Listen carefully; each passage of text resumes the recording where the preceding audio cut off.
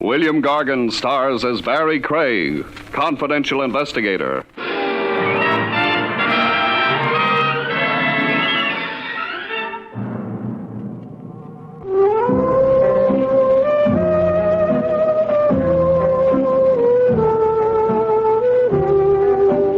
Barrie Craig speaking.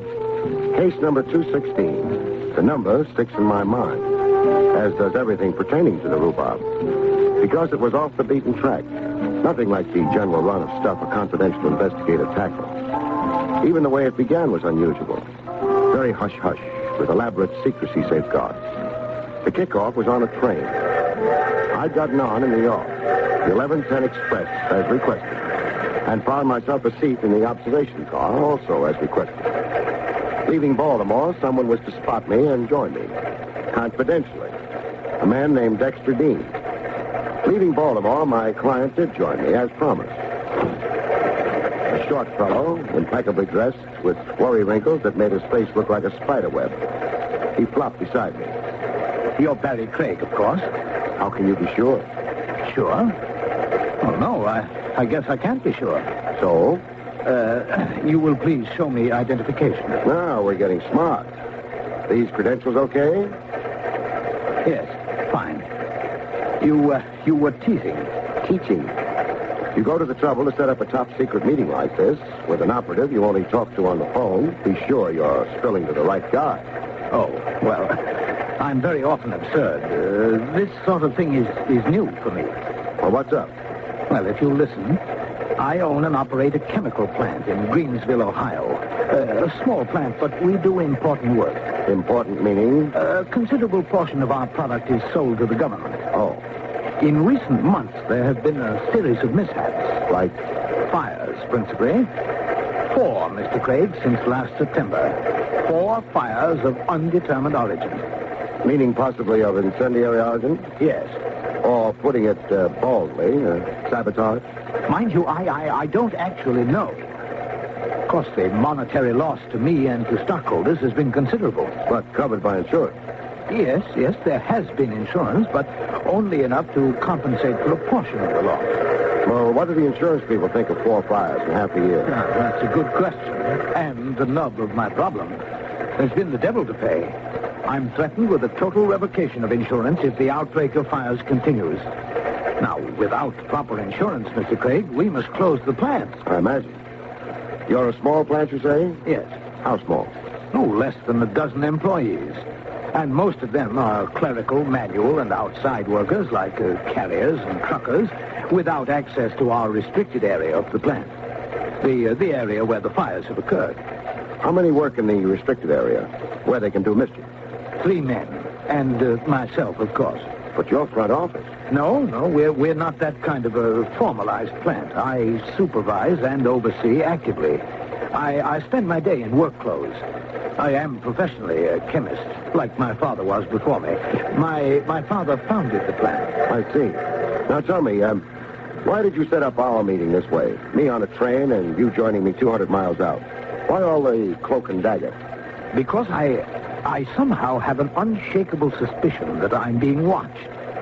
Somebody watching to see what I do about the fires. I want nobody to know I'm engaging an undercover operative. Undercover operative? Explain that. I want you to come to work in our plant. Computing formulae, say.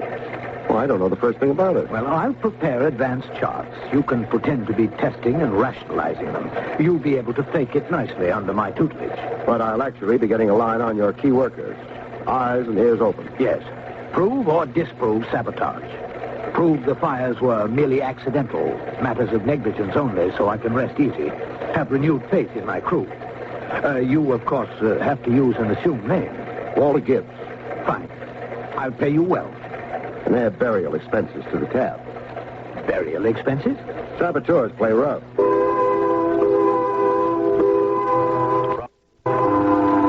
Greensville was a community of neat clapboard homes and postage stamp lawns. A population that would get lost in the bleachers of the Yankee Stadium. One main street with the usual complement of stores, a shoe factory that employed most of the town's breadwinners, and right at the edge of town, the Dexter Dean Chemical Company, my new place of employment. In the bright and early a.m., I showed up for work, looking wise and very scientific over a sheet of formulas that was Greek to me. 20 feet from me, down the restricted room, a few key people were filling compressed tanks with liquid chemicals. A wholly mechanized bit, with a gadget wall of instruments and meter pressure readings that looked like something out of space fiction. Like any minute, the whole joint would take off for the planet Mars. Hi. Gibbs, is it? Uh-huh. Gibbs. Walter Gibbs. I'm Ben Marlowe. Welcome to Dexter Dean Chemicals. Thanks. Where you from? East, Baltimore. The Haley Wilcox? Haley Wilcox? Chemical company in Baltimore. Oh, no, never worked for them. As a matter of fact, I'm back at a trade I gave up 8 years ago. Oh? Had to try my own business for a while. Even had a government contract while it lasted. Well, I can't blame you for trying it solo. On your own, you can get rich. This way, never. Here you get a box of candy Christmas and a company diploma when you're 80. You sound bitter. I've been giving my all to good old Dexter Dean 10 years now. No headway? A raise, $5 at a time, spaced 5 years apart. Well, then quit. Pick up and try somewhere else. Oh, I like Greensville. I was born there. Well, there's the whistle. It's lunch. I'm alone. I'm not. A date every lunch, every day. Oh, she must have something. Mister, she has everything.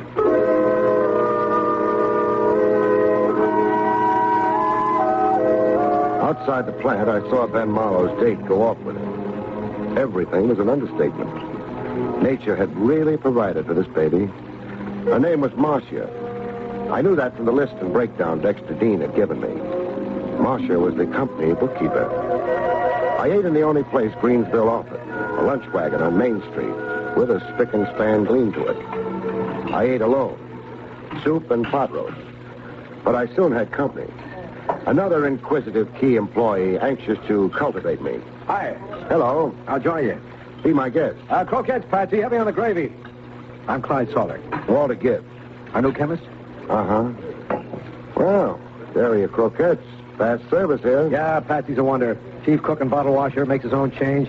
Wife's dead, raises 3 kids without help. A dynamo. Now pass the NaCl. The NaCl. Sodium chloride. Well, translated into English. The salt. Some chemist you are. NaCl is a basic chemical formula, high school stuff. Well, I'm a long time out of high school. Before you start clowning about the water, I'll pour you some H2O. You're frowning, cousin. Am I? Yeah, what about? Wondering why Dexter Dean's got you working on formulas. That worries you? In his, Dean's place. Must mean Dean's thinking of giving up active work, grooming you to replace him. It could mean that. So what? Well, frankly, I'm miffed.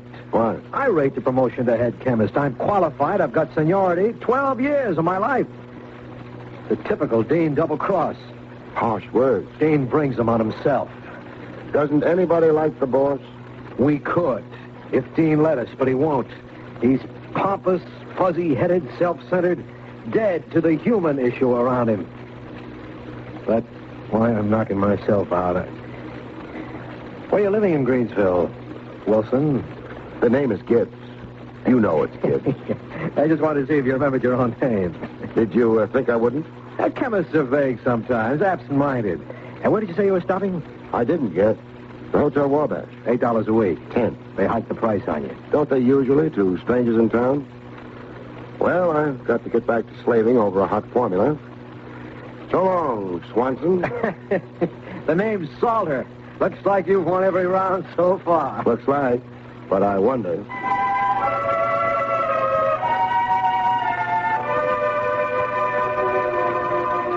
I didn't quit the diner. I stood to a side of the door to watch a scene play out. My recent lunch companion, Clyde Salter. He'd floated over to the booth where Ben Marlowe sat with the girl Marcia. I didn't need the scowl to tell me that there was bad blood between Dean's co-workers. I didn't even need the violence that broke loose to prove it to me. 2 guys, Marlowe and Salter, in love with one girl. The eternal triangle.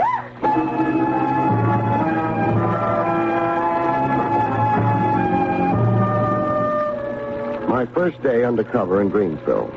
A setup so far with every earmark of intrigue. That night, heading for my room and to bed, I got a better idea of the lively time I was in for. I'd hardly gotten in the door when the sky over Greensville fell on me. I slumped, grabbing at a guy's sleeve. My hand came away with a piece of metal, a cufflink. I barreled my fist around it before going to sleep.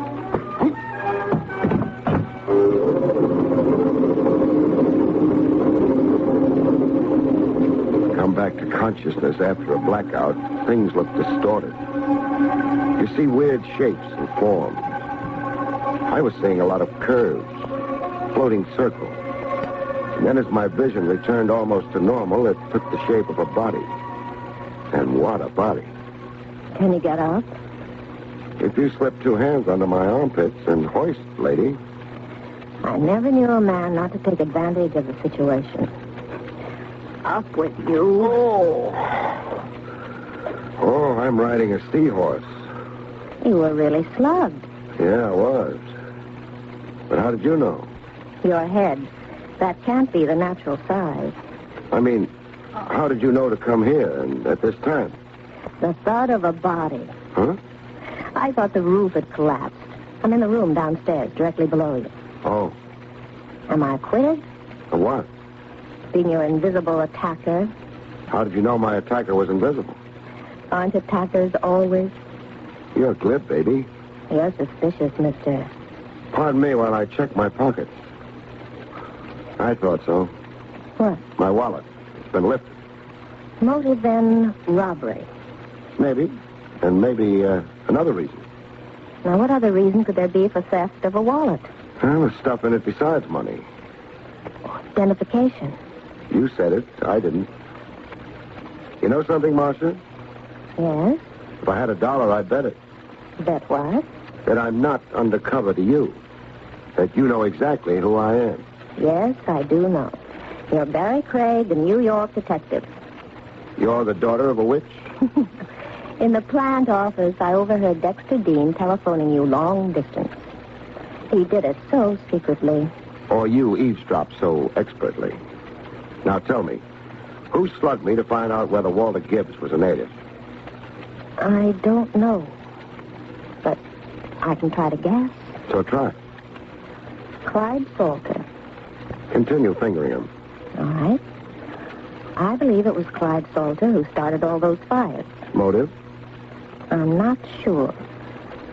For one thing, hatred for Dexter Dean. Dean's reneged on a promotion promised Salter. And another thing? Hatred for my fiancé, Ben Marlowe. I used to go with Clyde. I dropped Clyde for Ben. I believe Clyde planned to involve Ben. Have been blamed for those fires. But he hasn't in all this time? He tried. I frustrated him. How? Well, at two of the fires, there are certain things belonging to Ben left at the scene. A hat once. Another time, Ben's fountain pen. I found them before anybody else did. Both articles stolen from Ben. Maybe not. Maybe your fiancé Ben did drop those things at the scene of the fire and nobody tried to frame him. Oh, that's ridiculous. Your Ben has no more love for Dexter Dean than Clyde Salter has. Ben's gripe, no adequate raise in pay in 10 years. You can spin circumstantial theories around all kinds of people, Marcia. But back to the guy who slugged me. I've got a clue to him. Clue? This cufflink. I grabbed at it when I got hit. An initial cufflink. Solid gold, looks like. Here, look it over. H.T. Harry Tyler. And who is he? A former employee of Dexter Dean. He's here in Greensville. On the bum. He was once plant engineer. Until? He had a violent row with Dexter Dean and was fired. A rankling ex-employee. With time and purpose enough to come calling on me with a lead pipe. Looks to me like I've really got a suspect.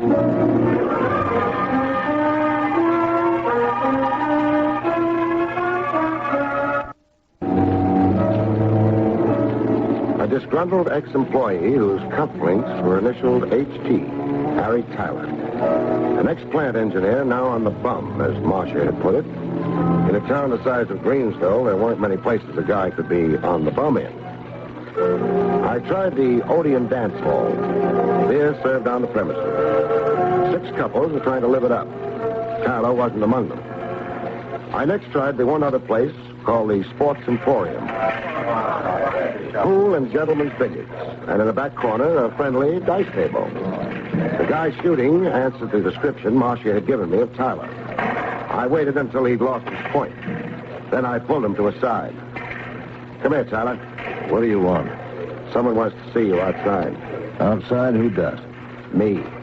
What's the joke? If you don't come outside quietly, I'll have to embarrass you in front of your friends. Embarrassed? By dragging you out bodily. And what's this about? I'll tell you outside. Are we going? Outside, we found a quiet back street.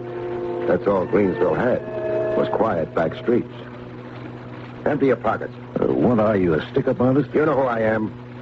I do. You read my identification. You've got my wallet. Mister, you're crazy. I hate doing this. That evens up one phase of our situation. Now on your feet and hand over my wallet. Here's your wallet. You didn't have it, huh? Here. What's this? Your cufflink. The cause of your downfall. Look, I didn't mean to pinch your wallet. There's the money in it, I mean. $80. It's all there to the penny. I just wanted to know who you really were. I knew you'd blown into town. I was pretty sure you were here as an undercover investigator for Dexter Dean. And if I was, why did that bother you? Are you kidding? I'm asking. Those fires. Dexter Dean would love seeing them pinned on me. He'd love manipulating you so he could pin them on me. Just what bruise between you and Dexter Dean? I used to work for him. I know. You were fired. I had the nerve to talk back to Dean. Call him a few names. But one thing Dean never forgives is not giving him his dignity, the pompous stuffed shirt. And for that, a solid citizen like Dean, plus being a plant owner, would retaliate against you even with a big lie? Blame you for something someone else did? Yes, Dean would. What else does Dexter Dean dislike you for? The politics in this town. I don't mean political parties, mind you. I mean the honorary titles to this and that, being parade marshal on Memorial Day, stuff like that. What about it? Well, Dean's hipped on being top functionary in Greensville. He thinks it's his right by fact of wealth and social position. And you competed with him? I made that mistake. I got more votes than Dean did. Twice. Votes for what? I was elected chairman of the community chest over Dean, and I replaced Dean as honorary fire marshal of the Greensville Fire Department. Well, that did it. Playing fire chief was dear to Dean's heart. So Dean canned you? He fired me, hoping I'd go broke from being jobless and leave town, so he could sneak back as fire chief, be the big all-around functionary again. It's quite a yarn. I've heard of crazy feuds, but this one, mister. You going to arrest me? No, just stick around Greensville. Be on tap. I'll be right here. Came quitting time, there was a whistle. Loud enough to buckle your knees and send waves up your spine. When the plant was emptied, I huddled with Dexter Dean in his office. Oh, then you made no progress? No, except to find out that the plant isn't exactly one happy family. What do you mean? Nobody likes the boss, for one thing. You're harboring vipers, Dean. I'm unpopular with my employees? You're the plague. Oh, well, what do you recommend? I recommend you make good on promises. Like the promotion Salter's been expecting, and the raise Marlowe's been expecting. A raise hefty enough for him to get married on. Remember, you asked me. Yes, I'll make a note of your suggestions. Don't make notes. Do it. And now's the time to tell you that I'm about as undercover around here as a wrapper on a store cigar. Your real identity is known? Like all Greenville were godparents at my christening. Oh, good heavens, then it's fruitless to expect you to find the culprit. It's at least tougher, but we'll hope. Oh, you mind if I smoke? Why, no. Well, I've got cigarettes, but no matches. I have some here. Some matches? You've got 1 million of them. What? Oh, well, they seem to accumulate. Habit of boyhood, I suppose. I used to collect the covers of book matches. As boys will. Yes. May I light it for you? Please. Thanks. Hey, blow it out. Unless you hate your fingers. You said? The match. Blow it out. Oh, I'm absent-minded and uncoordinated. It's the unresolved problem here. My mind dwells on it. Well, I may come up with an answer. I'm still punching.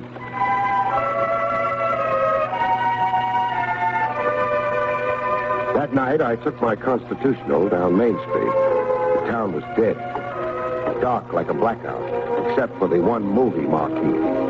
A first-run picture, Beat the Devil with Humphrey Bogart. I thought of going in to see it as an antidote for inaction when I heard the fire engine. The whole Greensville Volunteer Fire Department, racing pell-mell toward the southern edge of town, where the Dexter Dean chemical plant was. And riding in the chief's car, wearing a big red helmet, was Harry Tyler.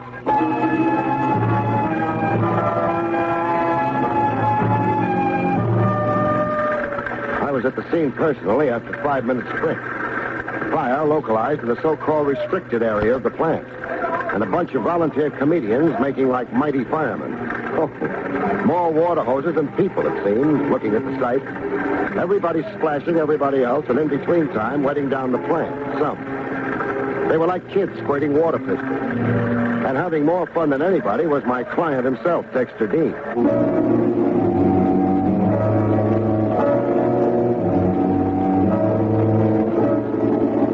That night in the Hotel Wabash, I couldn't sleep. No reflection on the bed. The linen was fresh and the mattress free of kinks. I couldn't sleep for thinking. When morning came, I had a tentative answer figured out to the five-fire mystery. An answer strictly for the birds. So I opened the window and told it to the birds. The birds gave it right back to me. They'd lived in Greensville long enough to know to keep out of local affairs. I got dressed and went down to get Dexter Dean's reaction to my brainstorm.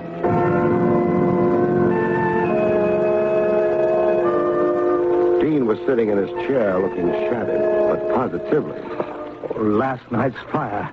My insurance will be revoked and never reinstated. I'm ruined, Craig. Sad. But I'll have one consolation. What? The Dexter Dean Chemical Company will close its doors. Every ingrate in my employ will be unemployed. Paupers applying to the community chest. That pleases you? One of them is a despicable arsonist. Maybe not an arsonist. Not? An arsonist sets fires consciously. He has a motive, profit or revenge. He knows what he's doing. Now, on the other hand, there's a type firebug classified as a pyromaniac. Pyromaniac? A psychiatric classification for a guy who enjoys starting fires, for the kicks in it. He starts them, then even hangs around to watch the blaze. This fellow isn't always conscious of his urge. Well, that's difficult to understand. I know, but it's so. He has an irresistible urge to set fires. It's something off in his head, say, and maybe in his psyche. I'll leave the clinical accuracies to a doctor. Anyhow, about this character. Think of him as a Jekyll and Hyde. As Jekyll, he doesn't know what Hyde is doing, and vice versa. Well, it's much too confused for me to follow. I'll think of another way to get my thought across. Mind if I smoke meanwhile? Why, no. Well, as usual, I've got smokes in every pocket, but nary a match. I have. my fantastic accumulation of matches. You're not kidding. Fantastic. May I light it for you? Don't bother. Give me the book. This time, on a borrowed match, I watched Dean's eyes react to the burning match. He stayed with the flame as if hypnotized by it. I let the match burn out. Then I lit another. Still hypnotized, staring as if he read some mysterious secret lost to mankind in the flame. I lit my cigarette this time and threw the lighted match into Dean's wastebasket. A wastebasket crammed with papers. An immediate bonfire started, with Dean now really in a trance. Dean. Yes? Your wastebasket's on fire. Yes, it is. Pyromaniac. The type guy who enjoys fires. They thrill him, Dean. Yes. The thrill of beauty. Beauty. Our pyromaniac, Dean. As a kid, he played with matches, rode on the fire engines. And when he grew up, he liked wearing a fire chief's hat and officiating at fires. Fires he often started himself. Dean, come on. Yes, Craig? The fire in the wastebasket's burning itself out. It's a metal basket. We've solved your 5 fires. You started them yourself. I have a blinding headache, Craig. I imagine. The weird visions you see in flames. Write out a check for my time and effort here in Greensville. Then hurry out of here to the insurance people and then to a doctor. Tell him all about yourself, and when you're done, follow his advice religiously. My check for services rendered, Dean, before I go to pot in Greensville.